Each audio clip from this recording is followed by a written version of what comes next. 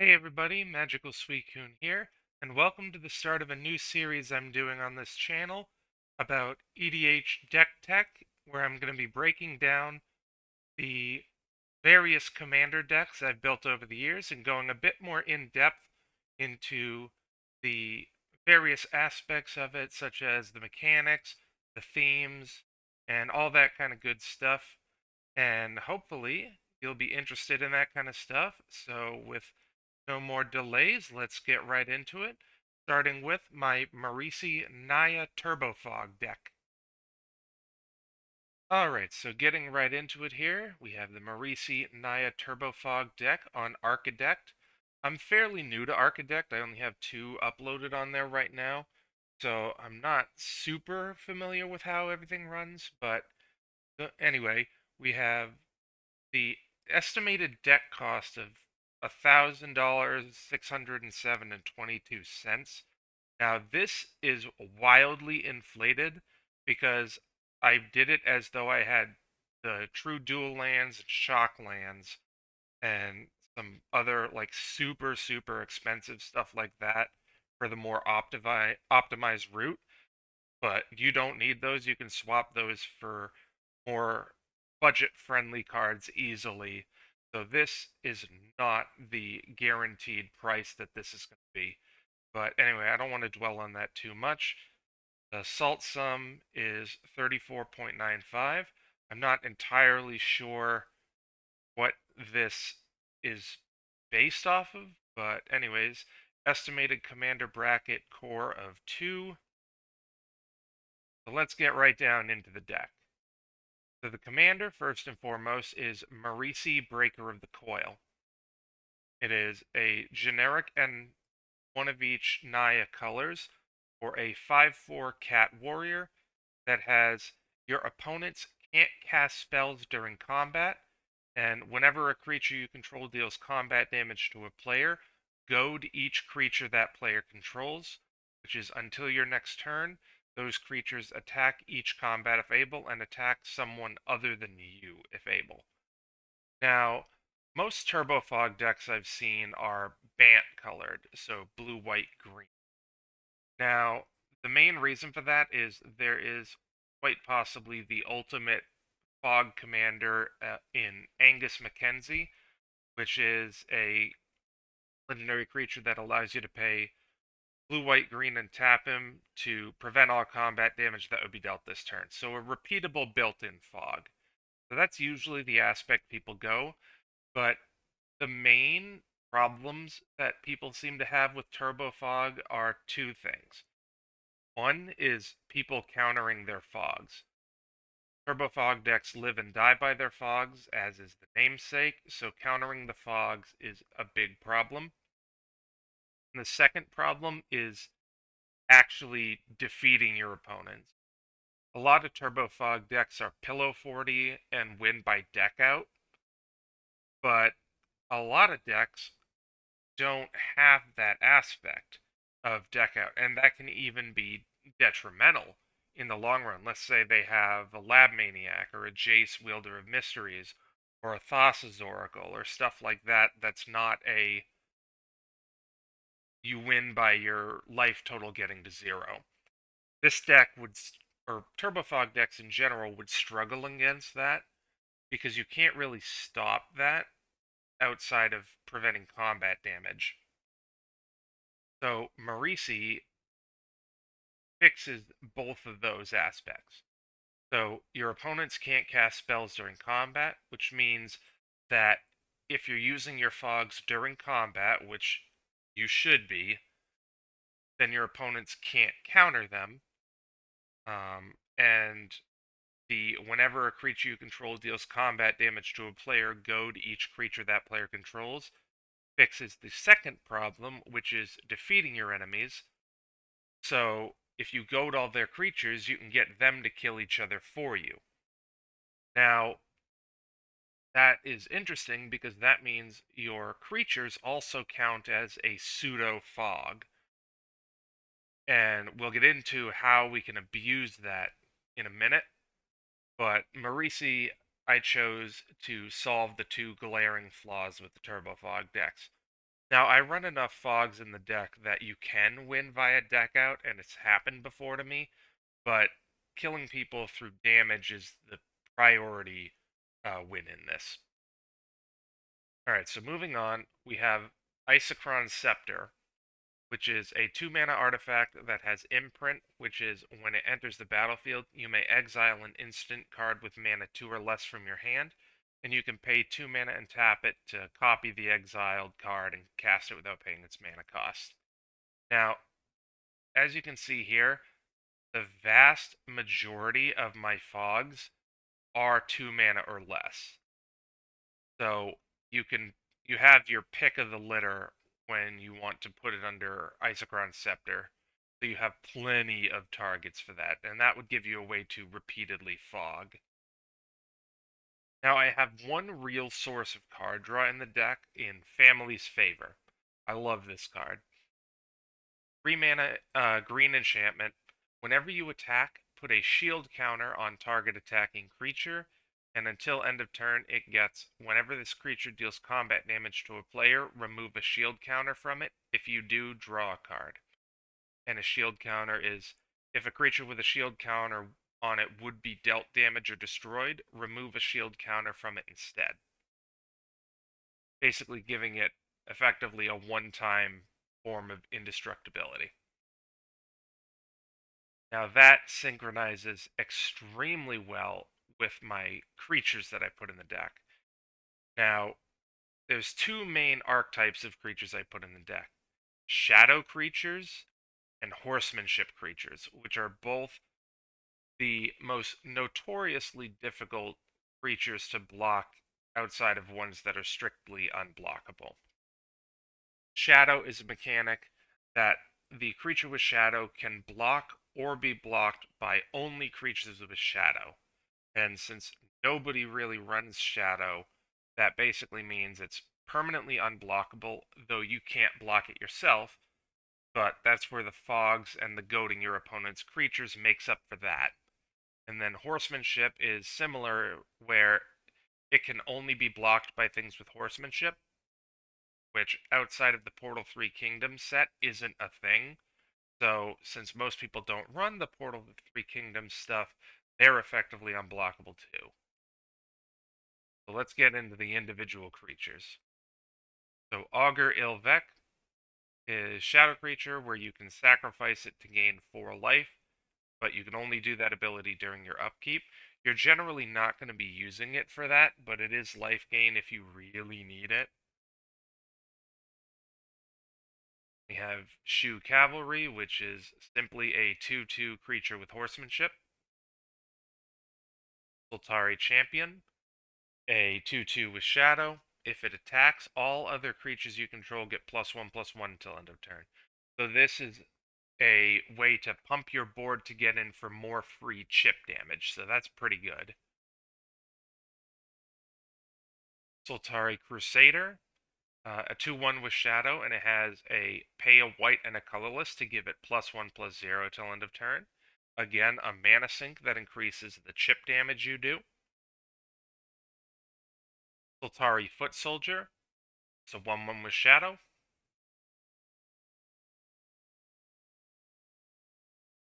Then we have Sultari Lancer, a 2/2 with Shadow and first strike when attacking, which generally won't matter, but on the very rare chance your opponent may be playing a Shadow creature, that could come into play. Sultari Monk, a 2/1 with protection from black and shadow, so that can dodge some targeted removal if need be.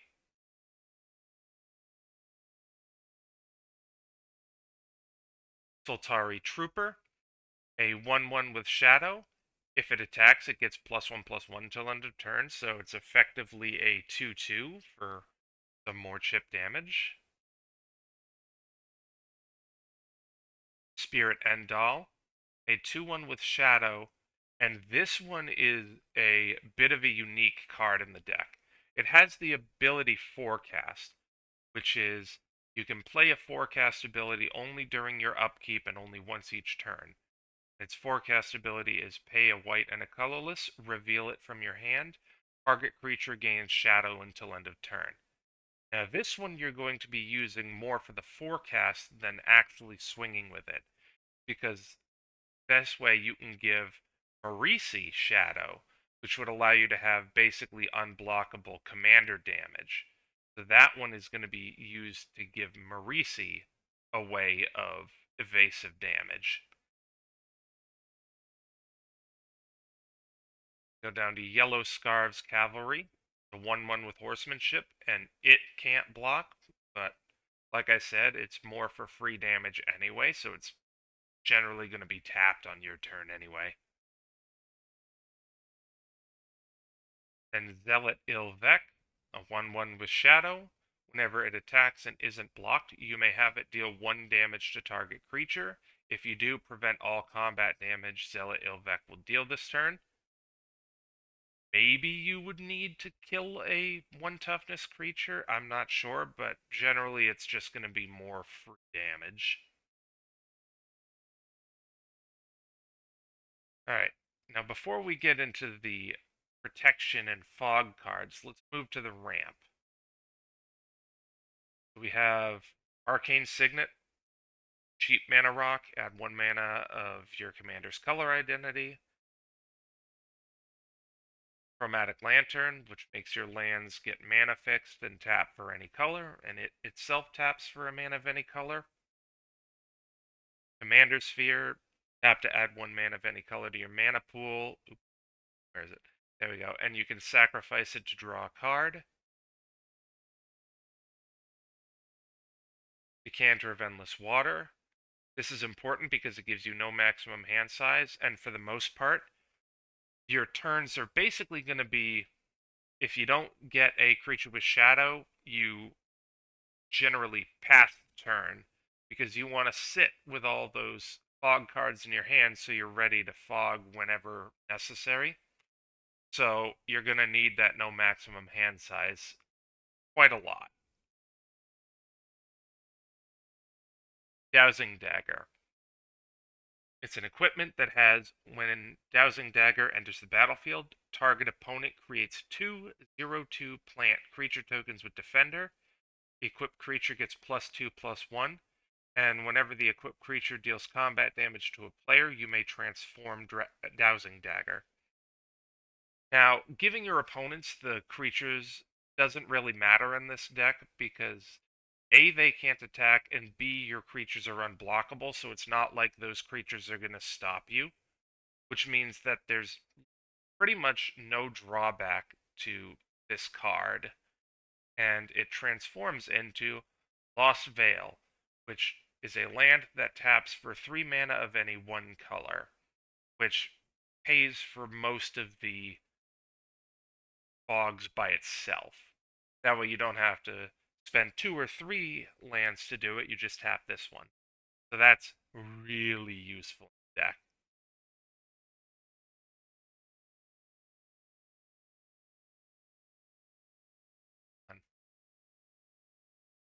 Oh, there we go. Farseek. 2 mana sorcery.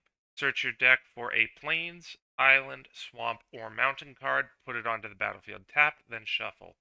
The thing of note with this one is it does not have to be a basic, which means that if any of your lands have the subtypes, then you can get any of those, such as the Shocklands or the True Duels, or some of the other uh, more budget options that have them. Pretty much a staple in most decks, I would say, that run green. Jaheira's, I assume that's how you pronounce it, Jaheira's Respite. 5 mana instant, search your deck for up to X basic land cards where X is the number of creatures attacking you. Put those cards onto the battlefield tapped, then shuffle, and prevent all combat damage that would be dealt this turn. So this is a mana fixing fog, and it's also the highest costed card in the deck at 5 mana.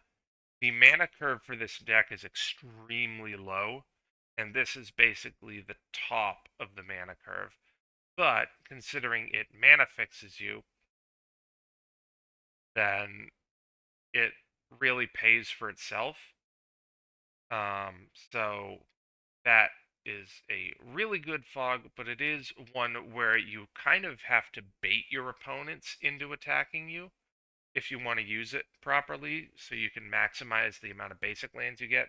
I think I run 7 basic lands in the deck, 3 forests, 3 plains, and 1 mountain, because there's only 4 cards in the deck, including the commander, that use red.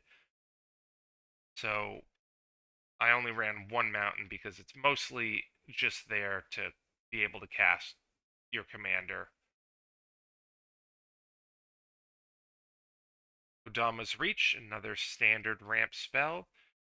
2 colorless and a green sorcery with a subtype Arcane, which in this case doesn't matter. Search your deck for up to 2 basic land cards, reveal those cards, put one onto the battlefield tapped and the other into your hand, then shuffle. So if you already have green, this can basically get you the other 2, the plains and the mountain. That way, that mana fixes you all on its own. Soul Ring, which probably needs no introduction, taps for 2 colorless mana. Sonic Screwdriver. Now this one's interesting. A 3 mana rock that has tap to add 1 mana of any color, or you can pay 1 and tap it to untap another artifact, or you can pay 2 and tap it to scry 1, which is look at the top card of your deck. You may put it either on top or on the bottom. And it also has pay 3 mana and tap it. Target creature can't be blocked this turn. So this is a way of getting Marisi in for chip damage if you don't have, say, the creature that gives it shadow until end of turn. Thought Vessel, 2 mana rock that taps for a colorless and also gives no maximum hand size. Wilderness Reclamation. Now this one's important. 3 mana and a green. An enchantment that at the beginning of your end step, untap all lands you control. This is important because it allows you to play your creatures, your removal, anything like that on your turn and still have the mana up at the end to fog on your opponent's turns. Very, very important. But this will tip your opponents off, if you haven't fogged yet, that maybe they're playing a interaction or reactive deck. I literally was playing against a person who said that the moment that dropped on my end. Moving on to the removal, we have fairly limited removal considering you want your opponents to have creatures more often than not so that way they can kill people for you. But on the off chance you need to take care of some specific threats, this can give you some aspects of it.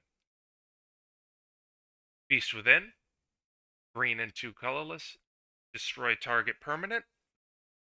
Its controller creates a 3/3 beast, which will give an opponent 3 damage for you to abuse.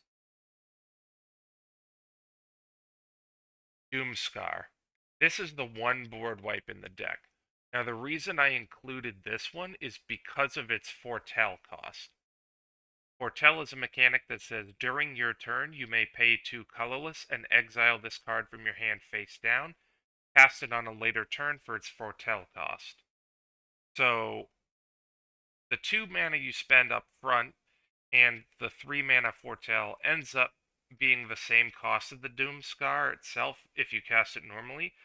But the reason I put this one in is because it gets it out of your hand, which means if you don't have the no-max hand size, you can fit 1 more fog in there. And it's also something that your opponents can't interact with until you cast it. So let's say you had it in your hand and your opponent uses, I don't know, a Thoughtseize or something. They can get rid of it, but if you pay the 2 to exile it, they can't interact with it until you cast it. So it frees up a card slot and is a thing that gets around, like, hand ripping or discard spells. Generous Gift, same thing as Beast Within, just creates an elephant instead of a beast. Path to Exile, Exile target creature. Its controller may search their deck for a basic land card, put that card onto the battlefield tapped, then shuffle. So this would help in dealing with Say and Lamog the Ceaseless Hunger, which gives you, even if you fog, you still have to exile the top 20 cards of your deck. So this is something that would deal with that, because even though that's like 10 damage, if you're the remaining player and it can't attack someone other than you really don't want that thing swinging on you, so you can get that out of there preemptively. Alright, Swords to Plowshares here. Arguably the best targeted removal spell of all time. Exile target creature. Its controller gains life equal to its power. Very efficient, and oftentimes the life gain won't really matter. Now, the last two pieces of removal, one of them isn't really removal in the truest sense. Sultari Gorillas, a 3/2 with Shadow. This is one of the few cards in the deck that does use red in its mana cost, and it has, if it assigns combat damage to any opponent, I may instead have it deal that damage to target creature. So it can kill something like the elephant or the beast token if you really wanted it to. But otherwise it's, again, more chip damage. And the last one is Sultari Visionary, a 2/2 with Shadow, and when it damages a player, you get to destroy target enchantment they control. So this one is enchantment removal, which, say you have someone Darksteel Mutations Marisi, this will allow you to handle that, which is a lot better than it originally sounds at first glance, because it's effectively a free enchantment removal if they're not running Shadow, which they probably won't. Now, Elixir of Immortality is here to allow you to play the long game. If you really need to deck out your opponent, this will allow you to pretty much never deck yourself.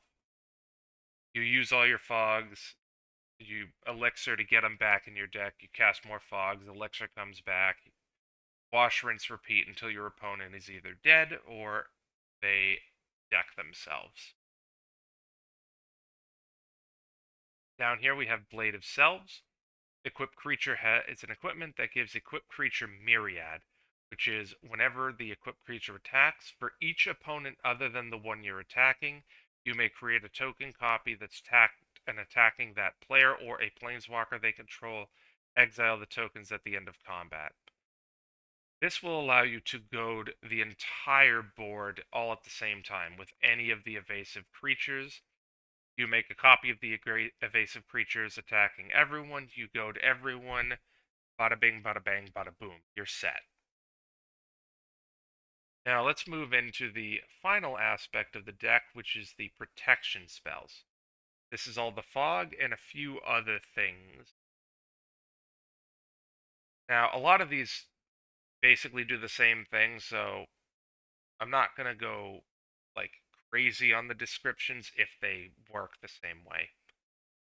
So, Angel Song, a white fog that prevents all combat damage that would be dealt this turn, and it has cycling of 2, which you can pay 2 and discard it from your hand to draw a card. This is one of the special ones, Arachnogenesis, 3 mana fog, create X 1/2 green spider creature tokens with reach, where X is the number of creatures attacking you. Prevent all combat damage that would be dealt this turn by non-spider creatures. This will allow you to get a board state where you can attack for more damage. So let's say your opponent attacks you with 20 creatures, and you then use Arachnogenesis, you make 20 spiders, and you block all the 20 creatures, or yeah, you block all the 20 creatures, and your spiders don't die because they're the only ones who can deal damage, and now you have a board of 20 spiders that can swing in for more damage. Blessed Respite. Now this is similar to Elixir of Immortality. It's a fog that prevents all combat damage that would be dealt this turn, and target player shuffles their graveyard into their deck. Now, this can either be used for yourself or to mess with graveyard shenanigans for your opponent, but generally speaking, you're going to be using it on yourself and saving it for when you have a decent number of cards in your graveyard to get the most out of it. Blunt the Assault. You gain 1 life for each creature on the battlefield, not just attacking, on the battlefield. Prevent all combat damage that would be dealt this turn. So let's say your opponent makes, I don't know, like infinite creature tokens, but they choose like 1,000,000, right? Because you have to pick a number. You can't just say infinite. Congratulations. Now you have 1,000,000 life, and your opponent doesn't. And all that damage that they would have been swinging this turn, not happening. Go down to Boros Charm, a red-white instant that is a modal card that has either you deal 4 damage to target player or planeswalker, permanents you control gain indestructible till end of turn, and target creature gains double strike until end of turn. So you pick one of them. So let's say all your opponents but one are dead, and they are at 4 life. You can pick the ping them for 4. If someone's trying to use a board wipe to get rid of all your evasive creatures, you can give all of them indestructible till end of turn. Is your opponent at 11 commander damage? Sorry, I had to do the math. And you have the card that gives Marisi Shadow. You give it double strike, which is lethal commander damage at that point. So this gives you options for a variety of situations, and it's cheap, so that is really, really good as a form of insurance. Commence the Festivities, 2 mana Fog, prevent all combat damage. Now this one, Commence the Festivities, only prevents combat damage to players, so you wouldn't be blocking in this effect because creatures can still take damage. Alright, I'll talk about Constant Mist last because that combos with a land we have, so we'll come back to that one. Crawl Space, 3 mana artifact, no more than 2 creatures can attack you each combat. This is very useful when you get down to the one-on-one situations, especially if you're running low on fogs. This gives you a bit more breathing room if your opponent has a lot of creatures. Dawn Charm, another modal card, 1 colorless and a white. Choose 1. Prevent all combat damage that would be dealt this turn. Or regenerate target creature, which is an old mechanic that the next time that creature would be destroyed, instead tap it, remove all combat damage from it, or not just combat damage, remove all damage from it, and remove it from combat. Or counter target spell that targets you. Now the countering is interesting because let's say they're using something like, I don't know, fireballing you for 1,000,000 damage. You can now counter that spell. Or, if need be, you can use it for its normal thing of preventing all combat damage. Wait, does Dawn Charm have a typo? Looks like there's no space between that and wood. I wonder if that's just an Archidekt thing, or if that's really what's on the Commander Legends card itself. I'll have to check that out. That's interesting. Defend the Hearth, identical to Commencement of the Festivities. Druid's Deliverance, prevent all combat damage that would be dealt to you this turn. Your opponents are still fair game, but not you.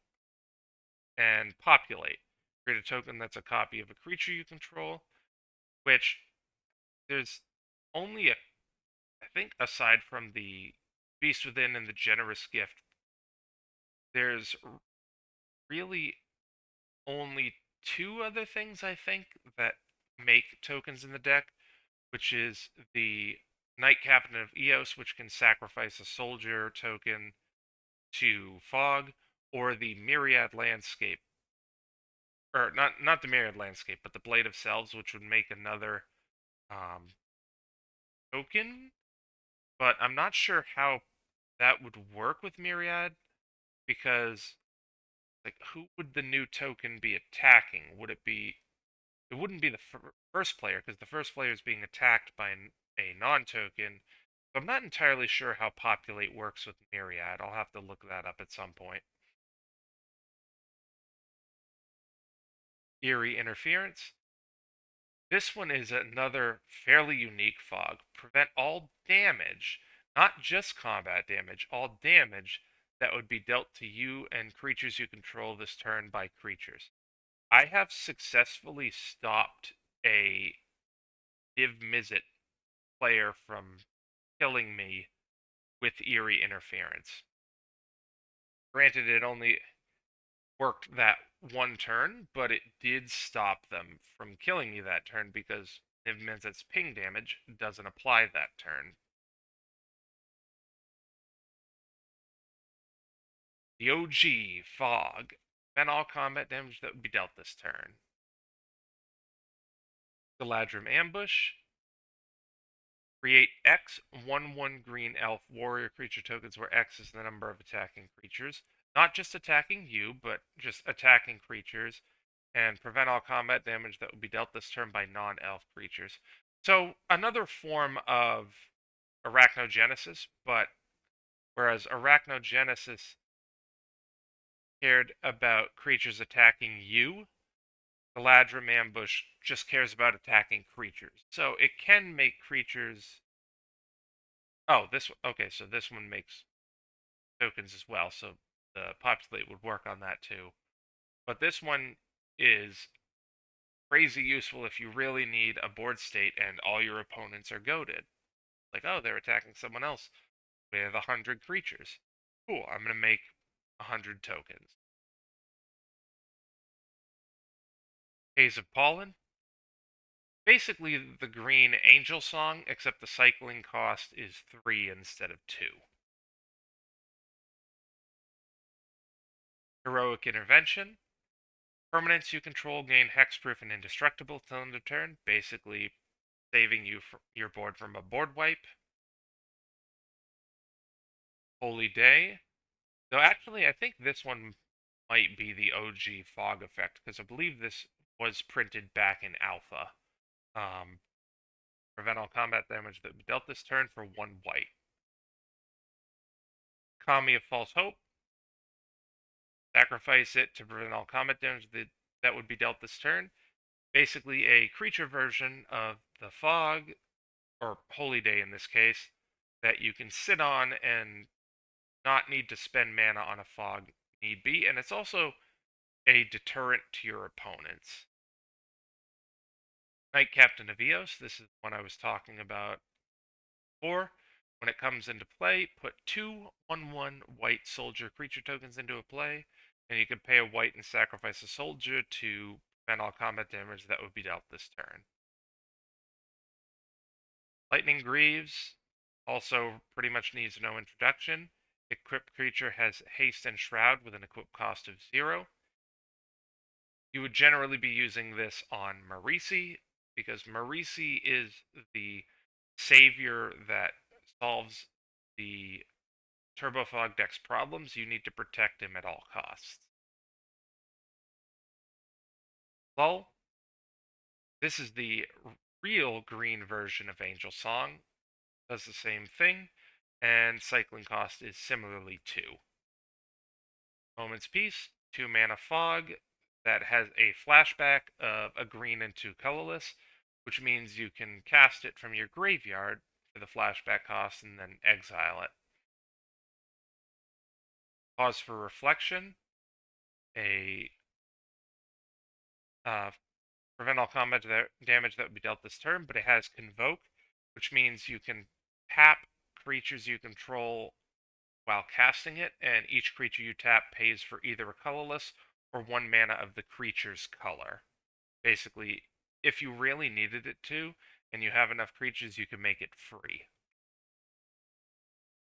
Fallen Lullaby, this is a weird one. Prevent all combat damage that would be dealt this turn, and clash with an opponent. Clash is a mechanic that says each clashing player reveals the top card of their deck, then puts that card back on top or bottom. A player wins the clash if their card had a higher converted mana cost. And if you win the clash, creatures the clashed player controls don't untap during their next untap step. So it's a sleep effect on a fog.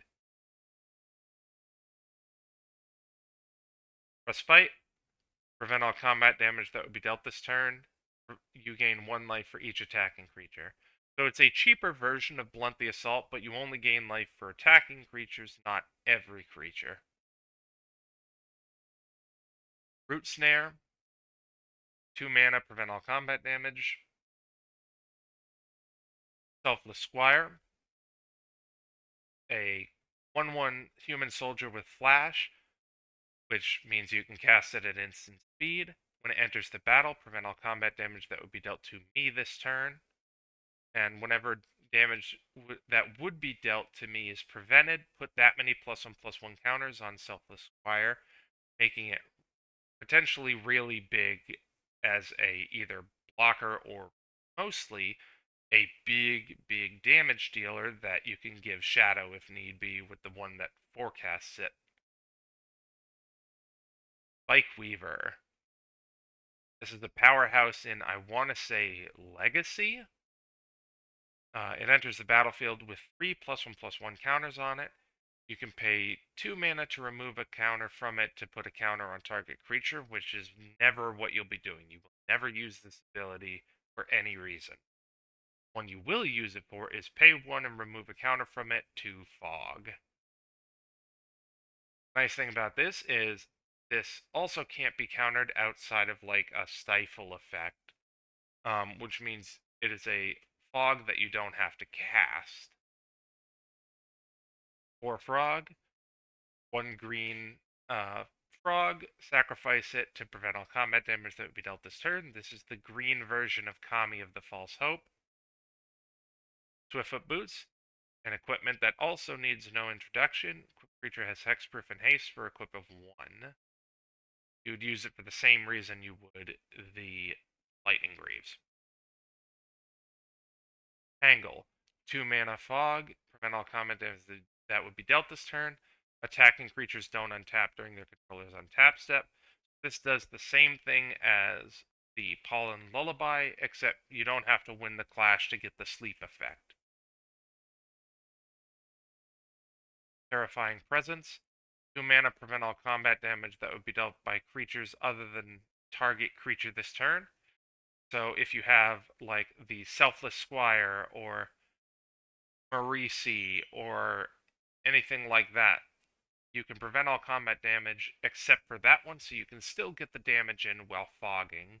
Or if you need to block a creature or to kill it, like with Marisi, let's say your opponent is swinging with a 10-5. I don't think there's any 10-5s in the game, but for the sake of argument, this would allow you to kill that creature with Marisi and not have to worry about Marisi dying. Undergrowth, 1 green mana, no creature.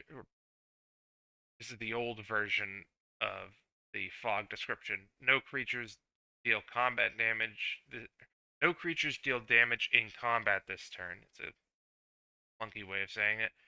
But if you pay a 2 colorless and a red in addition to the casting cost, it does not affect red creatures. Generally, there's no reason you would be using the alternate cost, so it's just a 1 mana fog. Last one is Winds of Calcisma.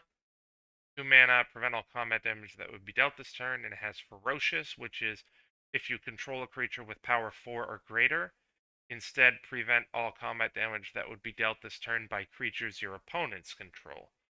So it allows your creatures to deal damage to things.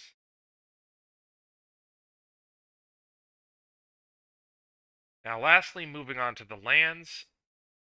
The lands you can mess with as you see fit, but there are a few that I'm going to talk about that are pretty much auto includes for the way the deck runs. Drownyard Temple. Now, this is the one that I will now go back to talking about Constant Mists. This is one of the only combos in the deck. Constant Mist is a 2-mana fog. Creatures deal no combat damage this turn, but it has a buyback cost of sacrifice a land, which buyback is, in this case, you may sacrifice a land in addition to paying its mana cost. If you do, put Constant Mist back into your hand after it resolves instead of putting it into the graveyard, which means if you sacrifice a land, you get it back and you could do it again. This combos with Drownyard Temple because Drownyard Temple has pay 3 mana, return Drownyard Temple from your graveyard to the battlefield tapped. So you would sacrifice Drownyard Temple to buy back Constant Mist, then you would pay 3 mana to get Drownyard Temple back, then you can use it as fodder for the Drownyard Temple, or the Constant Mist again, giving you a consistent source of fogs. Cruel Turf, enters tap, taps for a red and a green, but you bounce a land you control when it enters. So this is a pays for most of the fogs by itself. The Lesnia Sanctuary works the same way, just green-white instead of green-red.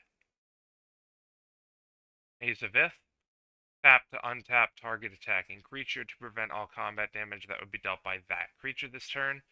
Basically a pseudo-fog for one specific creature. Homeward Path, taps to make each player gain control of all creatures they own. So let's say someone takes Marisi from you, or insurrections your board. You can use this to get all your stuff back. Not sure how often that will come up, but it is insurance in the case that it does. Kessig Wolf Run has you can pay X and a green and a red and tap it to give target creature plus X plus 0 and trample till end of turn. This will allow you to make Marisi or any of your evasive creatures bigger to get in more damage to kill your opponents faster. Lotus Field, the tap land that hexproof. When it enters, sacrifice 2 land. Again, Drownyard Temple can be one of them, which effectively reduces the cost to sacrifice 1 land. Tap it to add 3 mana of any one color. Again, this pays for most of the fogs by itself. Reliquary Tower, you have no max hand size, so that's important again for keeping as many fogs in your hand as you can. Yavimaya Cradle of Growth makes all lands you control forests in addition to their other types. Since like probably 75% or so of your fogs are green, this will allow you to always have green mana. Urza's Cave, pay 3 mana, tap and sack it to search your deck for any land, put it onto the battlefield tapped, and then shuffle. So this can get your Reliquary Tower if you don't have no max hand size. You can get your Drownyard Temple if you don't have Drownyard Temple but do have Constant Mists. It could get you any source of red if you need the red to cast Marisi and stuff like that. Similarly, Wooded Foothills, a fetch land, tap, pay a life, and sack it to search for a mountain or forest. Again, this will mostly be searching for a source of red. And the rest of the lands in the deck you can kind of do with what you see fit. You can change, like, so Jetmir's Garden taps for 1 of every color. If you don't have that, if you don't have that or don't want to pay the mana for it, because it's fairly expensive at Card Kingdom of $19.99, you could replace that with a jungle shrine, for example, which is a bulk version of that, but you can't easily fetch for it with things that get mountain forest plains. Similarly, with stuff like Sacred Foundry, that's a shock land. You don't necessarily need a shock land, this just optimizes your mana base more. Similarly to, say, um, the Taiga. That's a true dual land. That's crazy expensive at $400. If you don't want to proxy it, then just replace that with something else. So the mana base you can monkey around with as you see fit, but the ones I brought up are kind of auto includes because of how they synergize with the deck. Now, lastly, I'm going to go down a bit on how the deck runs. It's very reactive, but it's aggressive at the same time. If you don't need to use a fog, then don't. You have your evasive creatures like the Shadow and the Horsemanship creatures to act as pseudo-fogs by making your opponents have to attack people other than you, which means that that's a fog you don't have to waste. But also, you need to... It takes a learning curve, but as with any Turbo Fog deck, you need to know when it's worth saving a fog when it compared to when it's worth just taking the damage or using a fog. So for example, let's say you have, I don't know, you're at 40 life and your opponent is trying to bait you into using a fog by swinging for 5 damage, let's say. And you only have shadow creatures, so you can't block their stuff. But you only have 1 fog in hand. Do you take the 5 damage, or do you use the fog? Let's say the next person, or 2 people down, they have like 20 creatures. Do you take the 5, or do you save the fog for the potential 20 damage that could be swinging at you and just bite the bullet and take the 5? You have to really gauge the board state to learn these things. It does take a learning curve. Now, the other thing is this will draw the ire at a lot of tables. If nobody's running combo decks and everybody's running just straight up aggro decks, this deck will be a nightmare for your opponents, and they will target you a lot more often, which will burn through a lot more fogs. But again, they'll generally be tapping their creatures to do this, which if you need to swing in with a free Marisi, you can do so, and then you goad their board and stuff like that. So it's very resilient, and it's extremely aggressive for a Turbo Fog deck, which is kind of funky, but it is very effective at what it does. I've played this many times, and the only times I've really lost with it are decks that are either combo decks that don't rely on combat damage, or decks that have like Thassa's Oracle, or 20-Toed Toad, or Lab Maniac, or stuff that has just I win the game buttons. So those are the decks it struggle against, but those are the decks it's not designed to stop. This is designed to stop combat damage, which I know a lot of people are against combo decks, and a lot of people do run more combat damage focused decks. So this is designed to stop that, like I said. But anyway, it's a very straightforward deck, and again, the estimated deck cost of this, do not take that as a concrete set in stone thing. You can wildly change the cost of this deck by leaps and bounds by changing mostly the mana base. That's really where the heavy cost comes in, aside from Marisi and Isochron Scepter. Everything else is fairly cheap. Maybe some of the fogs are worth money. Like, The Arachnogenesis is worth about $3.50, but it can be an extremely budget-friendly deck if you change the mana base to reflect that.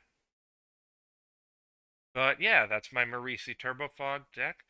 I have it on Archidekt, and I will leave a link to that in the description if you want to check that out and get this deck for yourself. And by all means, if you want to monkey around with the cards, change some things, go ahead. Feel free to do so.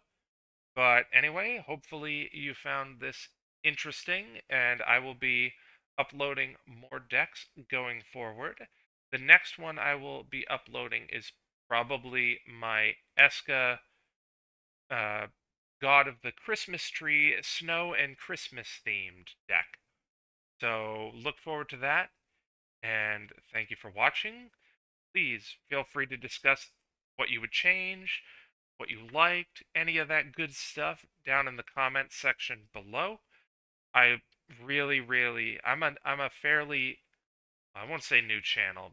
The channel's been around for 15 years, but I took a like 5 year break in the channel uploads due to college and like work and generally other life stuff that got in the way. So I will kind of say I'm a fairly new channel, um, because I'm getting back into more uploading frequently and stuff like that. So please, any discussion, if you want to leave a like, comment, any of that good stuff, it'll help me out and know if this is the kind of content that you enjoy and want to see more of.